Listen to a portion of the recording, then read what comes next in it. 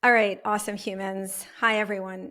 Something that I'm always so interested in are people's journeys when they have a childhood dream. There's something they really want to do, and they actually end up doing it. And then what happens with that? Sometimes that becomes the lifelong journey. Sometimes they switch. And so I'm just always fascinated by that because I didn't have that. Like when I was growing up, I didn't have this thing that I wanted to do. Actually, I like to say it took me until I was about 45 to figure it out. So I'm always really interested in people who have this passion for something. And that is my guest today. And I'm so excited to chat with her and introduce her to all of you. Jennifer and I actually met, we were just trying to remember 18 or 19 years ago. We were neighbors in New York City when my daughter Mia was, I think, wasn't even two. I don't think Jennifer even had kids yet. She has two now. So I love the world and the smallness of it. And the reason I wanted to have this conversation with Jennifer is because she had this dream. She really wanted to be a ballet dancer, and she became a ballet dancer with American Ballet Theater at 17. But then, and we'll talk about this, decided to retire pretty early and do something very different. And I'm excited to chat with her about that, and but to also hear how that initial experience might have been infused in her life since. So with that, Jennifer, thanks so much for being here. Welcome to Reinventability.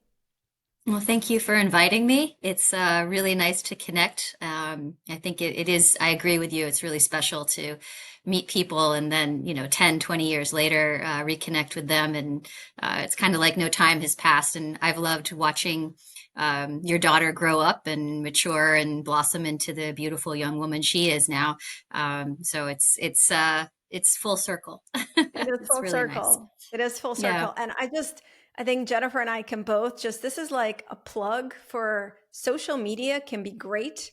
Like Jennifer and Yeah. I connected on LinkedIn, and that's how we've stayed in touch. And so, just like a side point, we all like to, bitch about social media, but it can be this beautiful thing that actually connects us and reconnects us. So, okay. So 100%. Jennifer, I'm so, I really want to ask you. My first question is, obviously I got to know you when we lived next door on the Upper West Side in Manhattan, and we talked some about this. But so, did you have this dream to become a ballet dancer? Was this something you had when you were really little, or how did that come about? Because it's not for the faint of heart. No, it's not. Got to be a little bit psychotic to want to pursue a career in dance. But I always I loved it. I love the arts. I've always loved the arts, not just dancing, but painting, visual arts, singing, acting. But really did take to ballet. My mom put me into lessons when I was, I think, 4, and I kind of just went along with it. I didn't hate it, but it wasn't really something I was like dying or asking for. Um, and then I just continued on with the track, 7, 8, you start taking class much more seriously. It's the full class, bar, center.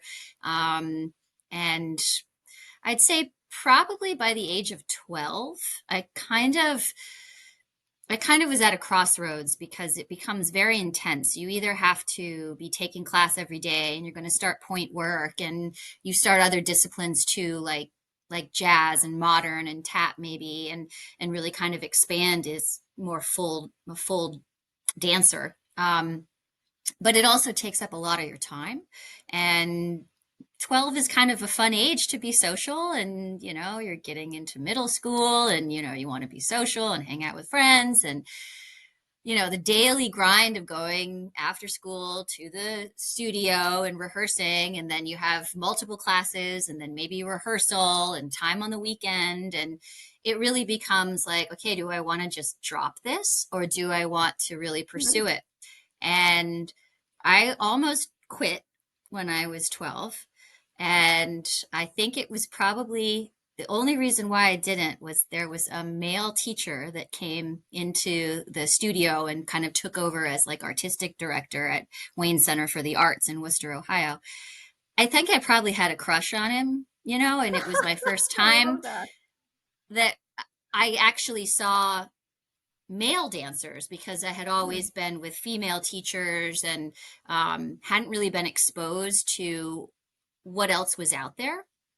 And, through getting to know him and training with him, and he had been a professional dancer at Cleveland Ballet, I kind of like expanded my horizon, and I finally, like, the light bulb went off, and it's like, oh, I could actually do this professionally. I don't think Mm, I really made that connection until I was about 12 or 13. Like, it was just something fun to do. Like, if you're playing in your backyard, and then all of a sudden you're like, oh my gosh, there's a whole world out there, you know? mm, And so I I kind of just really went full, like, gung ho, like, I want to do this now. Like, I love it. I want to take multiple classes. I want to start doing privates. And I ended up having to go to a new studio because I kind of grew out of my current school. And so I'd have to travel about 40 minutes one way after school. I'd have to leave school early in high school and take college classes. And so it's not really for everybody, like, that level of training. You do have to really, really be in love with it and be that type of person that wants to constantly keep perfecting something. mm, It's not for somebody. It's not for somebody that's not, like, anal about this position is correct, but this position's not. And so you have to kind of have that inherently in you as a child, to want to pursue ballet, mm, because it's a very tough sport. And so I started going to the new school, and I was taking college classes, leaving high school early, and I got an offer to start dancing professionally. And my parents, probably even before then, I got an offer to dance with Hartford Ballet, and my parents were like, "No, you got to wait until you're a junior at least." Um, so I went off. I started dancing professionally. I finished high school. I went and graduated with my class, but I didn't go to my senior year of high school. I was doing mm. everything through correspondence. And correspondence is not like it is today, where you can get on a laptop and enter in work. It was a lot of, if I wasn't going to a college course, it was like doing work and submitting it in the mail.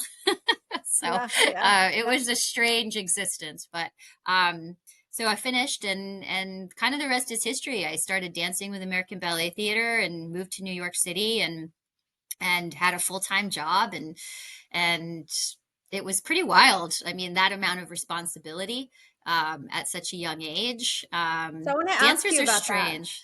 Before you Yeah. say anything more, I want to ask you about that because there's actually one thing that I think in what you shared is really powerful for anyone at any age who might be considering something new. When you said that, when you realized like I could do this, this could be a thing. Often, I work with people and they say, "Well, there's this thing I like to do, or I'm interested in, but I don't know if that could be a thing."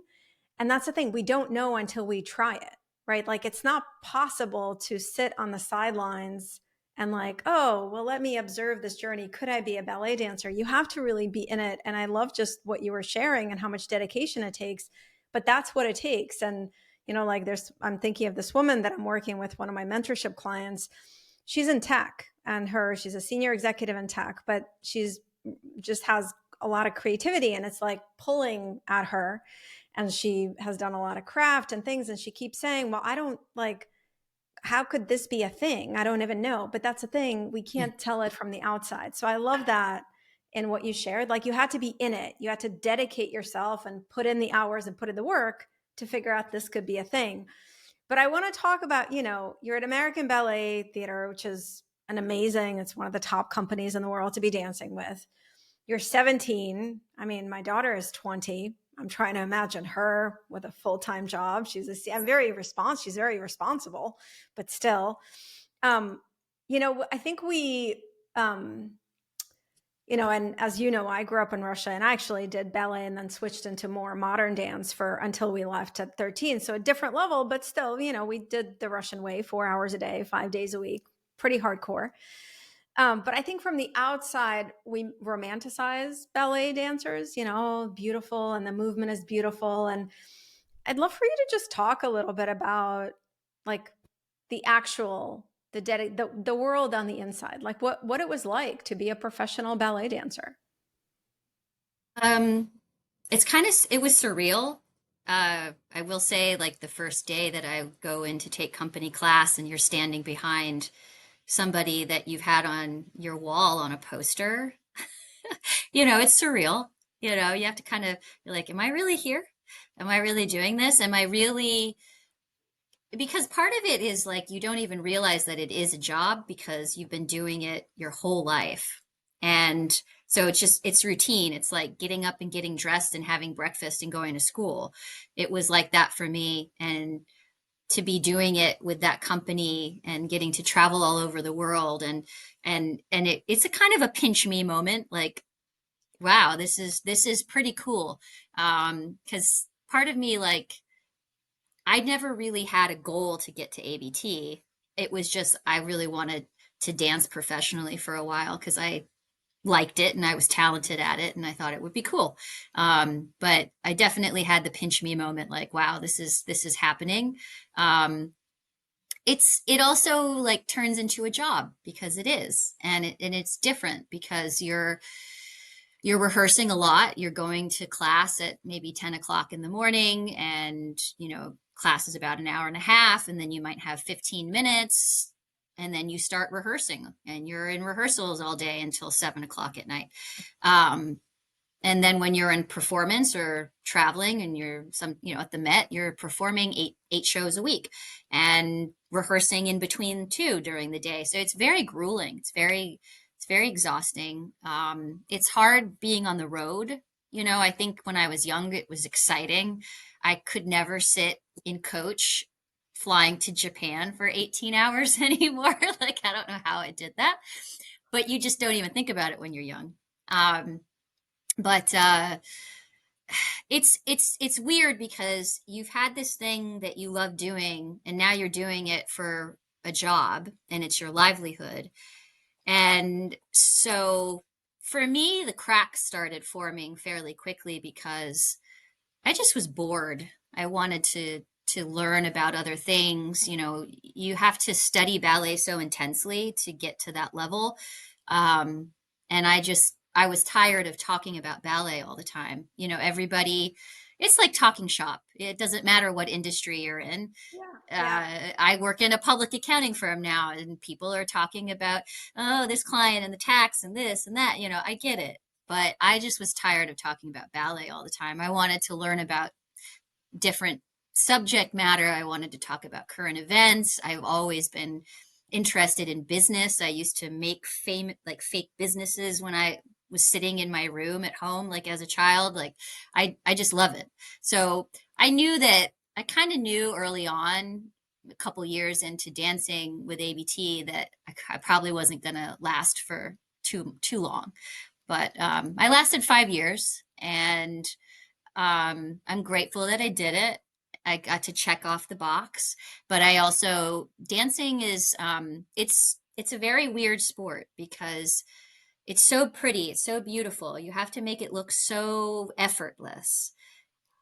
But it's really challenging. I mean, like, you're out there, you're a professional athlete. You're just not allowed to grunt and moan and fall over, and um, you've got to make it look beautiful, and it's this like ethereal kind of like, it's there and then it's not. It's this weird art form. Like, you like to paint it, once you paint the painting, it's there.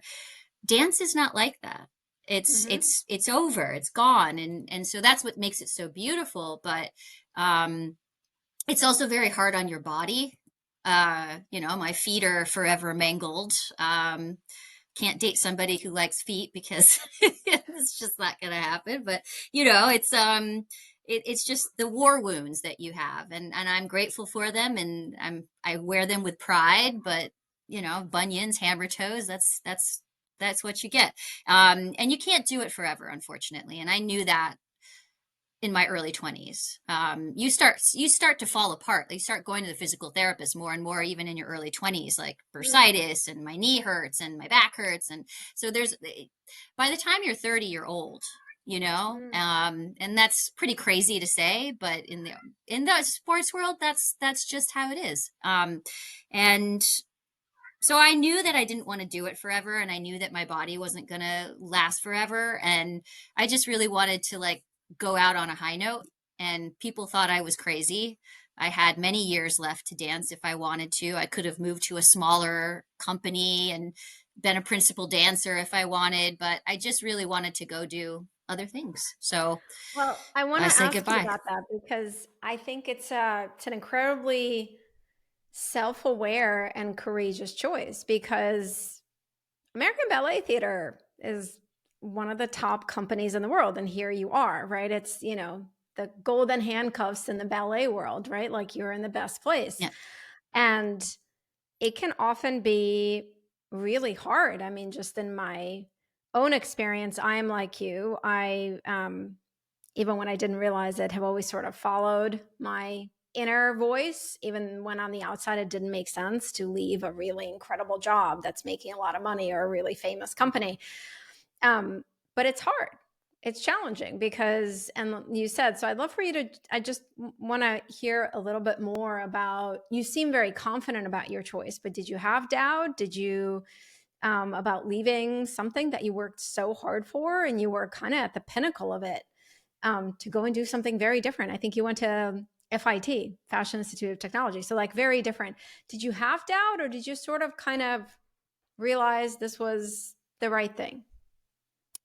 I didn't have any doubt because I really was done and I didn't want Mm, to dance anymore. And I knew that. I knew that I like that was done for me.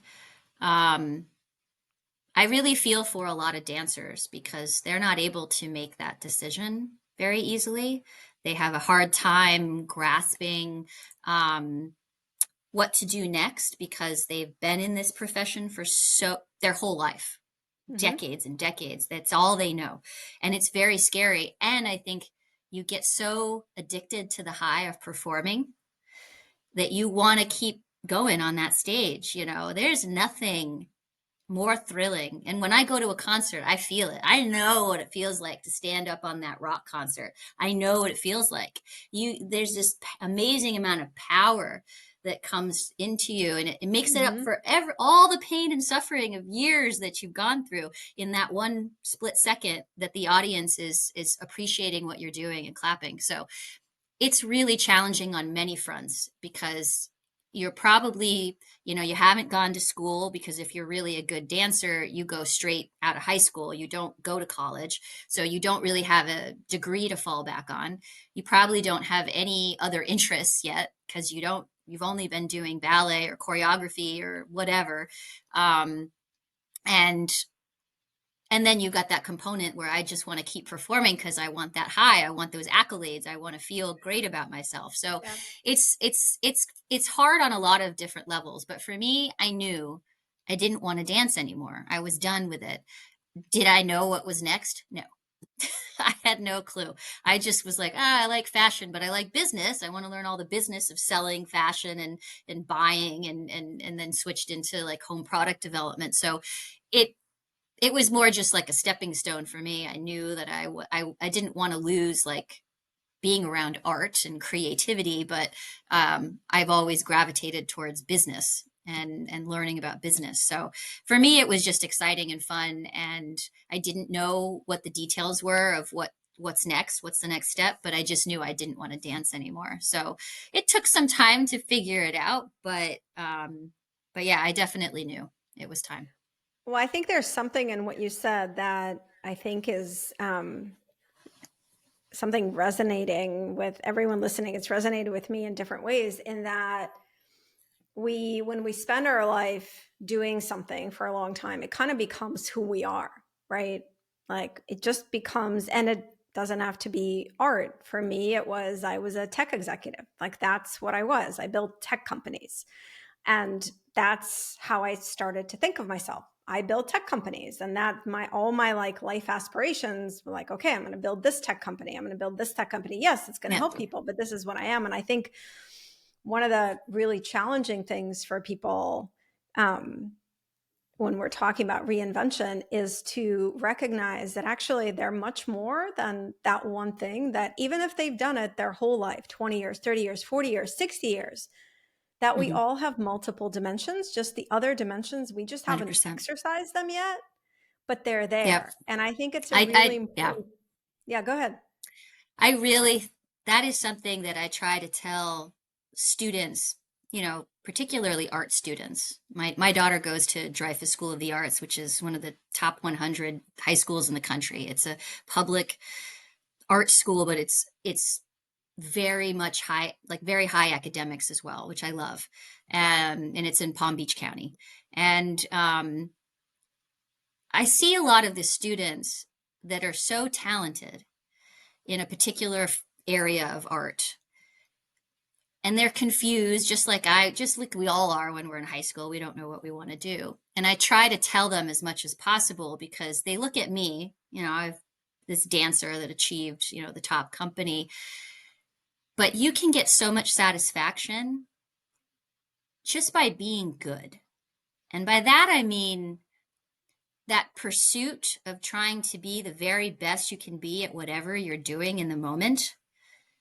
That's the high that I chase after. And so just because you're a great dancer or you're a great visual artist or great communications major doesn't mean that that might be your be all end all. You can if you are open to other possibilities, that pursuit of excellence, being so good they can't ignore you, that's what you need to pursue, because it doesn't matter what you're doing in the moment. I mean, I picked up sporting clays shooting a couple years ago, and I love it. Like, I'm out on the course every weekend. I love the pursuit of getting better. Not really competing against others, but myself. How can I get better at whatever I'm doing in the moment? And I think that will bring people ultimate happiness. Doesn't matter what they're doing. I think it's so beautifully said, really beautifully said. And I'm smiling big because when Mia listens to this episode, she's going to say, "Do you guys agree that she would say that? Because that's what you tell me all the time. Did you ever say that?" So I would hear it, because Nope. I'm no wonder the universe reconnected us. I'm such a giant believer in that. What ultimately brings us satisfaction is not the thing that we're doing, but the how of Yeah. the doing it, right? Um, I started to paint later in my life when I was 40, and I'm only now starting to make it a much bigger part of my life. I just leased my first studio. I'm dedicating several days a week to it. Yeah. And the functionally it's very different from building a company or writing a book, but Yeah. the inner process is the same. It is something that is newer to me, so I am learning and I'm trying a bunch of things and I'm messing up in a bunch of things, and there's 90% of the art I create no one ever sees because I hate it and it goes away. One of the most Yeah. liberating things in my life that I read was that Georgia O'Keeffe used to throw away paintings that she didn't like.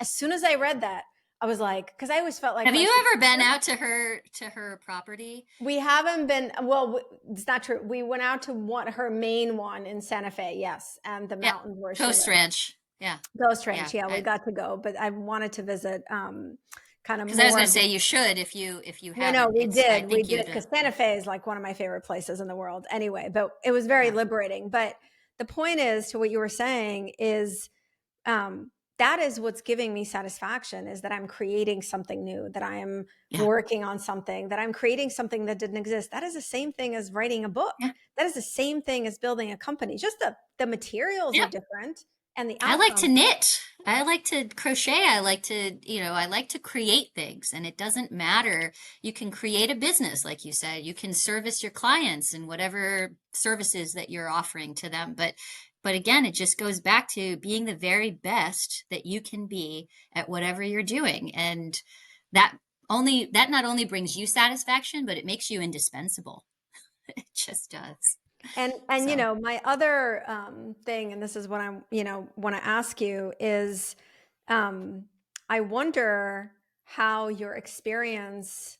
Well, you've touched on it a little bit, but how your experience with ballet, like what thread that's woven into other, like the next 20 yeah. years of your journey, because I think that one of the really important things and challenging things and most beautiful things to do is, to uncover really who we are and then Yeah. express that in whatever way that is, right? And I feel Hmm. like you've done that and you're just expressing it in new ways. So I'd love to hear like what that is for you. Like, what do you feel is like you've brought from ballet and now into doing all kinds of different things?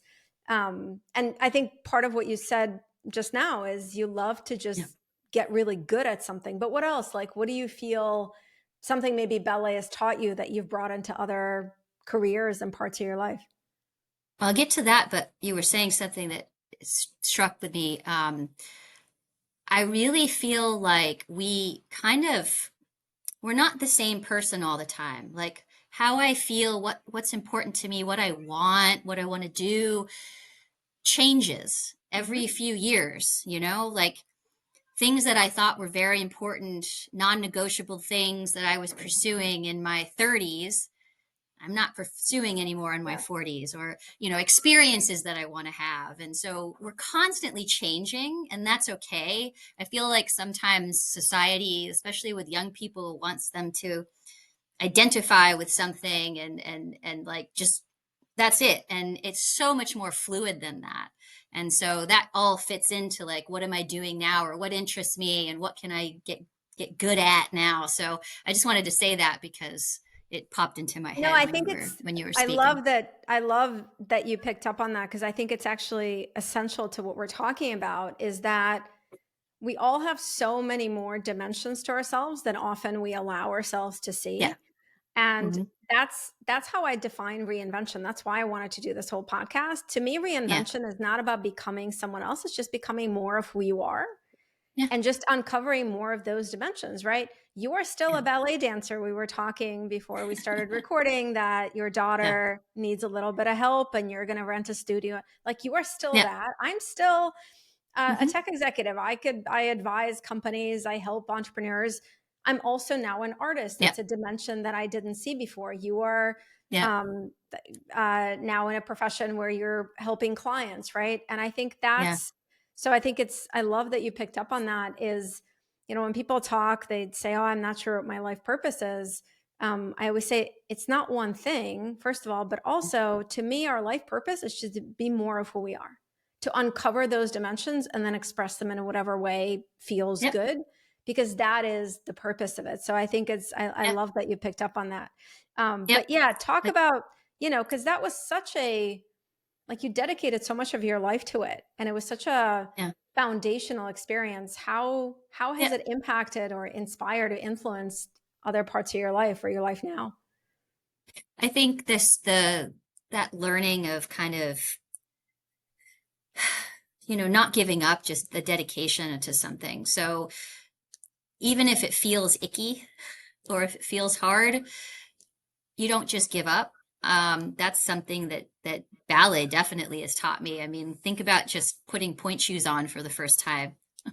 I mean, your skin falls off. It's like these are the most painful things ever. And then you come back and do it a couple days later again. It's like that's the kind of mentality that I think you ultimately have to have, regardless of what you're doing, because so often it's going to feel wobbly and wonky at the beginning and like, oh, I don't know what I'm doing. I don't belong here. And then you just kind of keep going. I fake it till I become it is what my motto is sometimes, because I'm also really good just at improv and kind of like making it happen Mm, regardless of, even if I'm uncomfortable in a situation, I'll just stick myself out there. It's being thrown onto stage and saying just perform, just do something, and even if it messes up, it's live performance, make it work.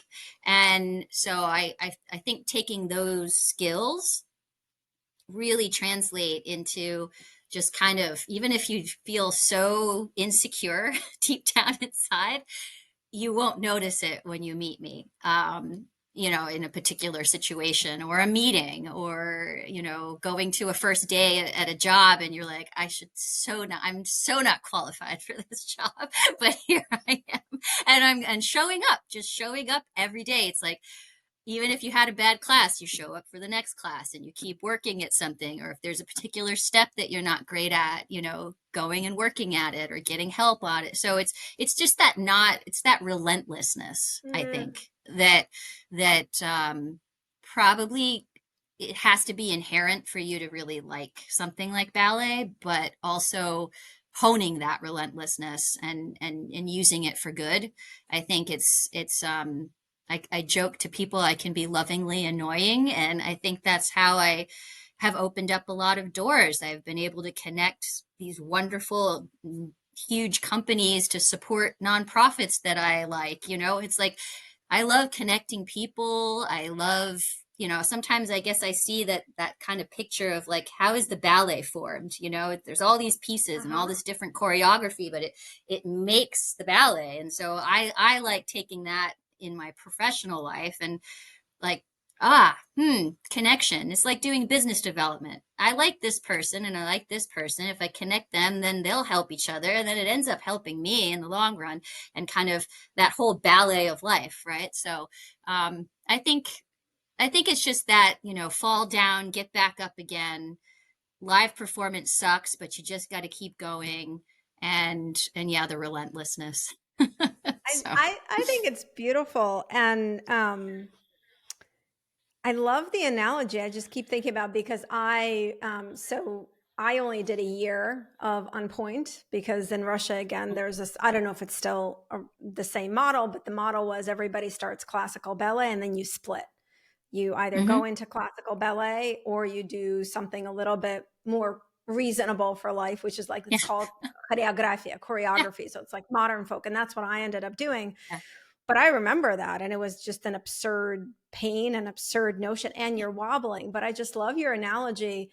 I find often, when people start doing something new, maybe it's a new career they're interested in, or a creative expression. They start writing, or doing a podcast, or painting, and the beginning is always a mess because by definition, you're doing something you don't know how to do. So it's always wobbly and wonky and painful. And so often I see people interpret that as, oh, okay, well, I'm not supposed to do this. This is too hard. I'm not good at it. But you became this top ballet dancer with a top company. And still, when you first went On Point, you were probably a wobbly mess, right? Like I've written, I don't know, 2, 3, 4 books, right? And they've sold really well and inspired thousands of people.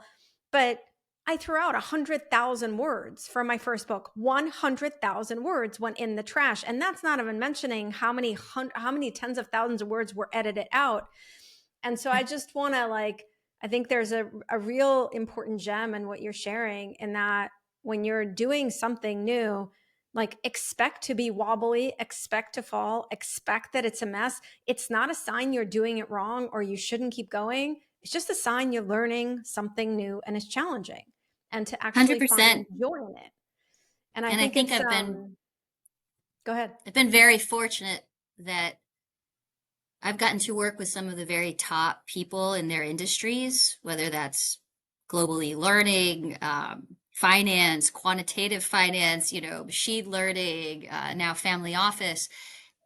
They see something inside of you that maybe you don't even see, like I remember when I first started, when I got hired to work at Markham in their family office practice. I don't have a formal accounting background. They beat you into accounting submission, whether you like it or not, but they hire you for some other reason. And that's more along what we've been talking about. Like if you've been able to succeed and get to the top ballet company in the world, there's something about you that's Mm-hmm. that's going to be used to our benefit in the way that you think things through differently. Because, yes, there is a place for the accountant and the spreadsheet, and they need to follow the rules, and they're great at preparing taxes and doing bookkeeping. But if you don't have somebody that also sees things and problem solving in a different way, and how to handle clients and service them in a very different way, you're not really going to have you're not going to have as a robust of a solution for your Mm. clients.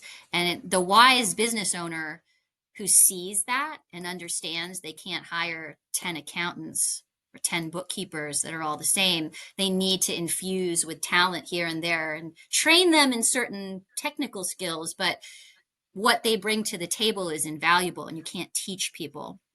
So I think, I don't know where I was going with that, or Well, I what think my where you're tangent going was, with but that, no, I think where you're going with that is, um, to not discount, because that's also something I see a lot of people do, to not discount the core lens through which you look at the world, the way that you are committed, or your discipline, or your relentlessness, or pursuit of excellence when you're entering a new field. Those are applicable, right? When I would hire a lot of people in tech, I very quickly understood that they can learn everything. They can learn the industry, but these things like the how of who we are can't be taught. And that's actually the most valuable. So I think that it's really just a great piece of advice for people who are wanting to make a change. Either it's a career change, or again, they want to try something new, like a new creative expression. You have a lot that you are bringing to it from the previous things you've done. It may not be the functionally the thing. Like when I started painting, I hadn't done it before, so I don't know how that, but I am someone who can sort of, one of my strengths is I don't need a plan. I do before I plan. Right. And so Yeah. it just gave me like, that allowed me to try different things. So I think it's really, really good piece of advice to not discount a lot of your core qualities when you're doing something new, and actually realize those are the strengths. You were talking about the high of performing on stage. I just want to share this with you. 5 years ago, my whole family, so my parents, my husband, Avi, who you know, and Mia, we all went back to Russia for the first time together. My parents Wow. had been, I had not been, Avi and Mia had not been. And I grew up in St. Petersburg. And we can have an argument about the best ballet in the world, but anyone who says it's not the Leningrad Ballet, then they're not quite right. It is considered the best ballet in the world. One of the top ballets in the world. And we went to see the ballet, and I forget her name, the principal dancer. She's very well known, probably. She fell. Yeah. They haven't had a fall in 15 years. That's a And good run. I remember, so she fell, and I remember like everyone just stopped breathing Yeah. because it's not something you see. And then something really amazing happened, and amazing, especially for me in a country like Russia, where it was always only about excellence. It was not about fun, joy, support, not in dance. Yeah. As she is getting up, people started to clap, and everyone got on their feet. And she got up and actually took a bow, and then they restarted. And I just wanted to share this with you. There's no like deep meaning, and I'll never forget it because I couldn't imagine what she was feeling like. Yeah. And it was like the audience, it was like God was there. Like it was the greatest possible response that people could have had. Yeah. Because Russia is a country where people would yell from the audience if someone messes up. Like it's, and I'll never forget that experience. But I actually checked. I remember a couple of years later, she was still dancing, and I think it's a good metaphor for what we're talking about. Yeah, you have to be able to fall down, and you can be hard on yourself. Well, what could I have done differently? But 9 times out of 10, it's just because there was some little thing that you slipped on the floor, and there's no but you still have to keep going. You still have to, if you can still function, you Yeah. still have to get up and continue on with the show. And sometimes even when you're injured, you have to continue on with the show. I think that's another trait, another quality that we have to instill in our children, is that it's not always going to be pretty. But what do you do when it's still not pretty? You got to keep going.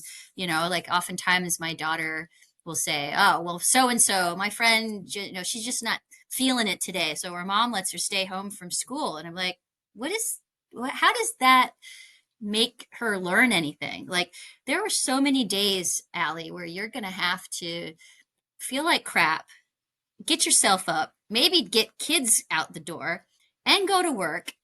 And all you can do is just 1 minute by minute, just get through the day. But like those days exist and they will come. So what, I just get to like have a pity party and like, nope, sorry, not going to work, not taking you to school, not doing anything. I mean, there's a time and a place for that as well. But most of our lives are going to not be perfectly pleasant. We just have to get through them and succeed regardless. Yeah. Yeah, it's very well said. And just one last thing, it's maybe a good thing to close on. I just think what you said is also very powerful. Like nine out of, the ballerina fell, you fell, we screw up. And Hmm. we tend to assign a lot of deep meaning to that usually, like, Yeah. oh, that means I'm not good at this. Look, I can't do anything. And often it's just life, like you slipped on Yeah. something or you just screwed up and I Yeah. think that that discipline also is to not take failures as an indication of our unworthiness, but as, is there anything I can learn from this? Yes, Yeah. no. If I can, great. What is it? And Yeah. sometimes you just fall. And I have to say, just if we're going to close too, it's like you have to you have to be grateful for the uncomfortable situations and maybe the teachers that were really horrible to you, and also the good ones. So any experience that you have, trust me, I've been yelled at in a million different languages and poked and prodded and pulled from dancing. And I try to take that into whatever I'm doing. So I might not, I've recently moved firms. I love my new firm, and I'm doing very similar services that I was doing previously, but I wouldn't appreciate what I have right now if I hadn't gone through what I'd gone through. And I also learned a lot, good and bad, but I learned a lot in the uncomfortable situation. So I just would like to also close with that is yes, we're always should be pursuing what brings us the most joy, and if you shouldn't, I'm not saying for anybody to remain in a terrible situation because I've certainly guilty of that for too long. So if it's really not working, let the universe guide you to the next thing that's going to be better, but also just be grateful for that uncomfortableness, and because it really pushes you into excelling into what you're going to really enjoy coming. I think that's really beautiful. Thank you for that. I like to say that genuine joy is not possible without some discomfort Hmm. because it's not actually possible to uncover all of those dimensions of ourselves and do things that we truly like find fulfilling without some discomfort. So I think it's another way of saying that, like not discomfort for discomfort's sake, but it's a non-negotiable element of like experiencing true joy. So Jennifer, thank you so much. I feel like you and Thank I could you. talk for hours. We should talk for hours. Well, Probably. we really need to come visit you. Avi and I really want to come visit you. Well, I hope to Especially see you like, in Miami soon. Yeah. well, yes, for my big birthday bash. More on this later, listeners. But thank you so much. And thank you. Yep. I've learned a lot. And I just want to tell you the like the truth of your experience and how you share it and just your like joyful commitment to excellence in whatever you're doing is really inspiring. Thank you for that. Thank you. Thank you. It's been a pleasure. Thank you so much. And thank you, listeners. That's all we have for you today. As always, thank you for tuning in or watching on YouTube if you are. And as I like to say, I'll be in your ear and on your screen next week with another episode of Reinventability. Have an awesome rest of your week, everyone. Take care.